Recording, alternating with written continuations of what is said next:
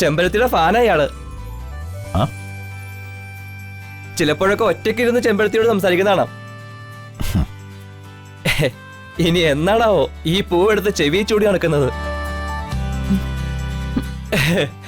നല്ല രസമായിരിക്കും അത് കാണാൻ. ഇയാളോട് സംസാരിച്ചാൽ ശരിയാവില്ല. ആ എന്നാ പിന്നെ ഇയാളെ എന്നോട് സംസാരിക്കണ്ട.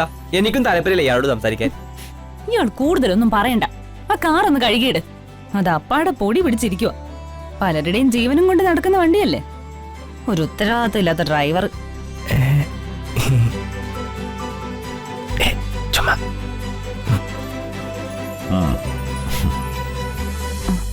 എനിക്ക് സാറിനോട് ഒരു കാര്യം പറയണമായിരുന്നു. ആ പറഞ്ഞു. എന്തെങ്കിലും വിവരക്കേടായിരിക്കും. എടാ മഹി, മിണ്ടാതിരിടാ.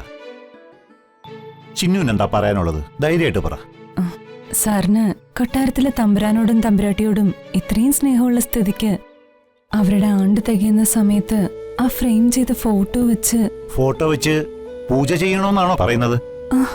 അതെ. ചിന്നു, ഞാനും അങ്ങനെ തന്നെ തീരുമാനിച്ചിരിക്കുമായിരുന്നു. അപ്പോഴാ ചിന്നുവും കൂടി ഇത് പറയുന്നത്. ഇപ്പോ എനിക്ക് ചിന്നുവിനോടുള്ള സ്നേഹവും മതിപ്പും ഒക്കെ കൂടി. എനിക്കും ഒന്നുമില്ല.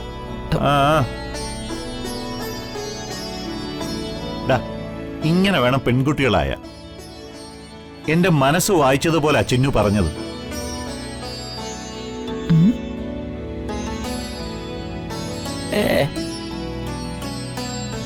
ചിന്നു, ചന്ദ്രലേഖയായിട്ട് സംസാരിച്ച് ആത്മശാന്തി പൂജയ്ക്കുള്ള ഒരുക്കങ്ങളൊക്കെ ചെയ്തോളൂ. തമ്പുരാന്റെയും തമ്പുരാട്ടിയുടെ കാര്യമാണ്. ഒന്നിനൊരു കുറവും വരുത്തരുത്.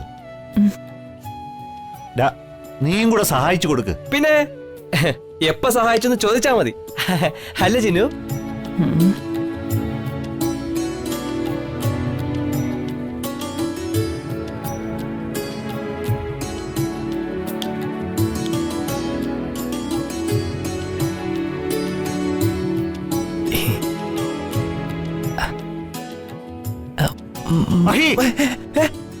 എന്താ? എന്തിനാടാ പൂവിനെ ഇങ്ങനെ നശിപ്പിക്കുന്നേ? നീ ഡ്രൈവർ പയ്യനല്ലേ, പോയി കാർ കഴുകിടാ.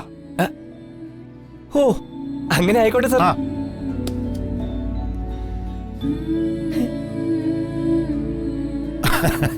ഇവന്റെ ഒരു കാര്യം.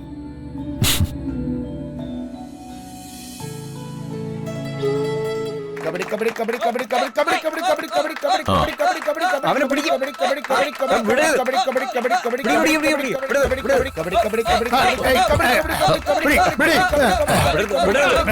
ഒരറിയിപ്പുണ്ട്.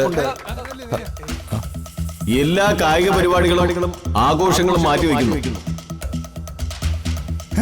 അതെന്ത്? കേരളത്തിലെ മുൻ ആഭ്യന്തര വകുപ്പ് മന്ത്രി അല്പം മുൻപ് അന്തരിച്ചു. എന്ത് കഷ്ടം.